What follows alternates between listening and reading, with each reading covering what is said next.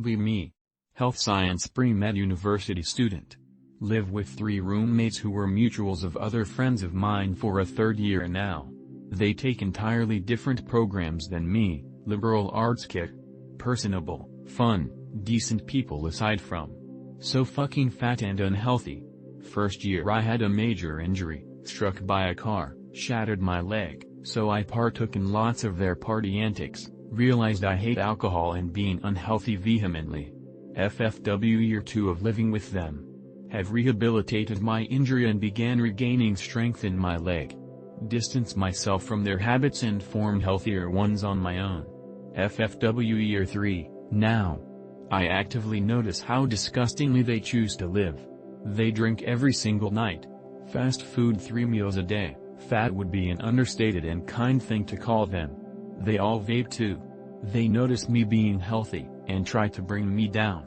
Make snide comments about my blender being too loud, or that I need to let loose and party with them more. Their bedtimes are consistently 2 a.m., mine are 10 p.m. The one roommate says he wants to begin being healthier. I invite him to the gym, and to the different clubs I go to, climbing, run club, MMA. Every single time. Without fail. He comes up with an excuse not to.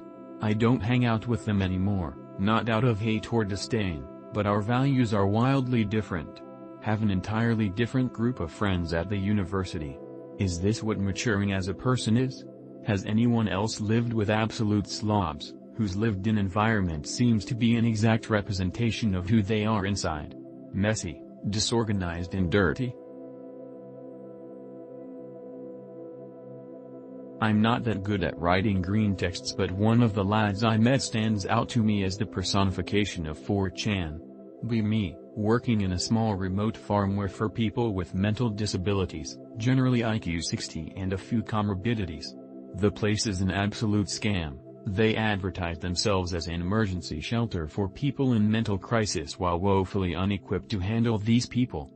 First day I walk in, I am confronted by a massive fat dude, must be at least 6 feet 6 inches, whom we shall name Q. Q was the son of the previous owners of this farm who were indicted for fraud and embezzlement. For some reason he got to remain living there. His parents took a total of 2.3 million euros from the patients living there and were under investigation while I was working there. Another organization stepped in hastily to care for the patients. Q was severely autistic and would flip his shit when things did not go as usual. Things rarely went as usual during this time. One day as I was leaving, I heard Q get into an argument with the evening shift nurse. I turn around to look and I see her trying to restrain Q while he tries to walk out. They are standing under a little overhang and like pick related.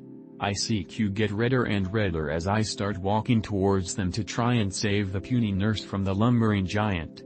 Before I get there, Q pushes the nurse to the ground and fucking kicks his shin so hard against the wooden support beam that it breaks and the entire thing crashes down upon them.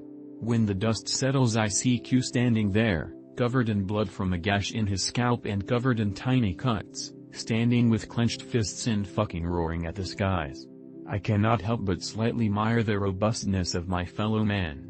Tard strength is real and quite the sight. I walk up, try to remain calm as I tell him he needs to move inside, things have gone bad and we will need to get an ambulance. A small remote farm where for people with mental disabilities. His parents took a total of 2.3 million euros from the patients living there. Prostitutes specialized in handicapped people. Paying his prostitutes with the government money he got. Lol, WTF is this country? Be me. 185 most of my adult life. New job sucks. Horrible hours, awful work. Need a constant flow of sugar and caffeine to maintain bodily function. Pick up soda after 8 years clean. Diet falls apart. Hit 200, then 210. Feel proud, finally a man's weight. Think it's all muscle because I'm still lifting. Realize later after really examining myself. No, I'm just fucking fat.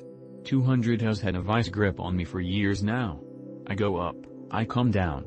I reach for 180 and pop back up into the 90s, Kiss 200.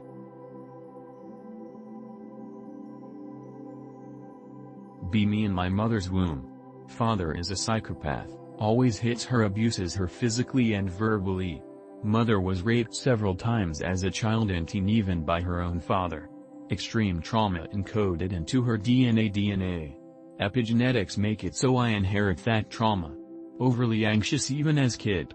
At least not depressed. Puberty. Depression starts. Grades drop, lose friends, become shut in. Now neat.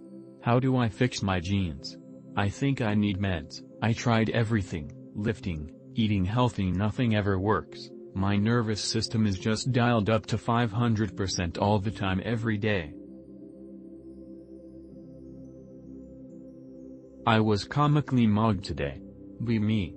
5 feet 8 inches ripped Chad light. Out walking. See Chad coming towards me. Exact replica of myself but 6 feet 4 inches. He sees me too. He looks down at me funny. I look up at him funny. We both start laughing. Go our separate ways.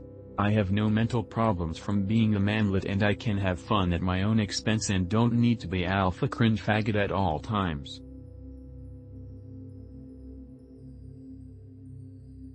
Unfathomably based. Hopefully it'll encourage that fat whore to lose weight. People who entertain and fuck ham beasts are worse than the ham beasts themselves. Be me. Leaving gym. In my car waiting for Bluetooth to connect. Hear knock on my window. It's a ham beast. Hey, I think you are really hot. Lemme, okay.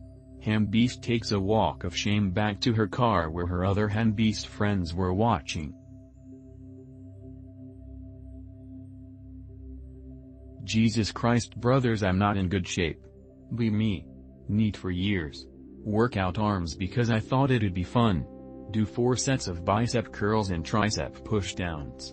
End up giving up after 20 minutes because I was going to pass out. Walk home. Throw up in the grass next to my house. How do I fix this? When does it become easier?